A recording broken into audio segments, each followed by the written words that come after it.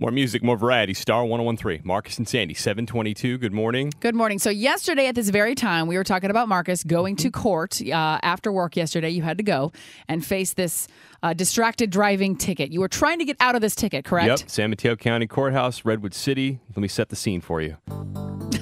So, this was not the arraignment. This was me. I pled guilty already. I'm sorry, I pled not guilty already, and they assigned me a court date, and there I was. And the number one thing that you want to know is the officer going to show up? Because if the officer doesn't show up, you're good. It's an automatic dismissal, and you're good. By the way, you were holding your phone up while talking hands-free, Like correct? a microphone, though. I didn't have it up to my ear. I wasn't Snapchatting any sort of inspirational quotes. Yeah. I wasn't filming other people. Yeah. I wasn't texting. I was holding it. Because your mother on the other line could not hear you. She complained she can never hear me.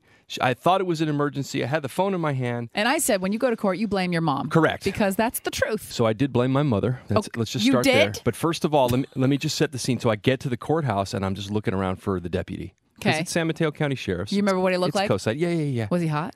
I mean, he's a good-looking man. Why didn't you tell me sooner so I could have gone with you yesterday? Well, he's listening right now. Why don't you say something nice? Well, not if I don't know his status. Anyways, let's go move on. All right, so... too thirsty right now. First thing I want to know is, so I'm looking around, I'm seeing CHP. I'm like, nope, not here. I'm seeing Burlingame PD. I see South City PD. No, don't see him. Don't see him. I go into the courtroom, and I'm walking to my seat, and there he is. Oh, no. And at that moment, he looks up at me, and I look up at him, and all I see is him looking at what looks like daggers to me. Like, I'm like, oh, God. He's like, why do I need to be here in court for this slappy?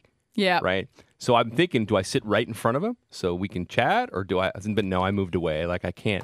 That's got to be even weirder, sitting by the guy that, like, pulled you over. It's so awkward and hey, crunchy. Bro, remember me? It's one thing when they're just cops and you're in your car, and then it's another thing when you're just two dudes trying to get through your day. All right. So at this point, and the judicial system is fascinating, the judge says, do we have any dismissals in the interest of justice? And he starts reading names. And I'm like, what?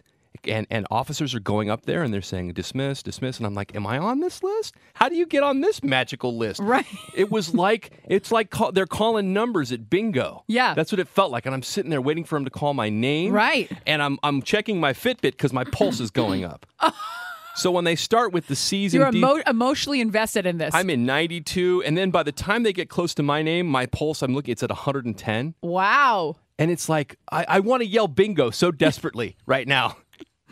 And I'm like secretly telegraphing to him, come on, dude, dismissal in the interest of justice. I'm totally worth it. Let's go get a beer. Nope. Go get beer. Everybody gets dismissed. Oh. And I'm still there, and he's still there. And then it gets even weirder because the lady right in front of me does not get the outcome that she wants. So she's yelling at the judge and yelling at the officer.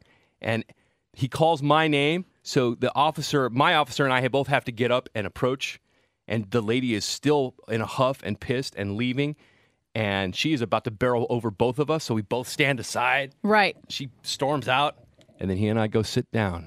I'm the defendant, he's the plaintiff, and it was like a congressional hearing because the microphone is right in your face, and the judge is right there.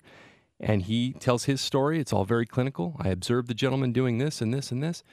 And then it came to me. The judge looks at me, and I said, well, sir, my mother complained she can never hear me.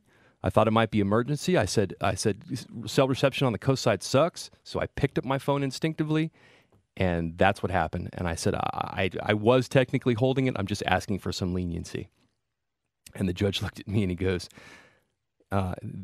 he dropped it from $400 to $120. Oh, that's nice. Yeah. Wow. So thank God. I would suggest anybody in this situation go to court because, as I told my wife, in my way too much experience going to traffic court, it's always been dropped. And the worst part is going in there and having to call the wife one last time, and your daughter is going to swim practice going, Daddy, are you going to make it to swim practice today? And mom goes, nope, Daddy's going to court. I'm like, do you have to say it out loud? Daddy's going to court again.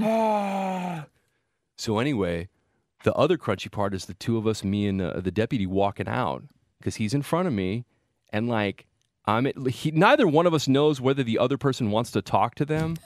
Do you know what I mean? Yeah, then you're like, do we do small talk or not? It's like the morning after. It's like the morning after. It's a little weird. It's the walk of shame to the car. He's kind of holding the door, but kind of not. Yeah. And then finally, as we're exiting, he's putting his earpiece in, and I said, hey, man, I go, thanks for coming down. Sorry to waste your time.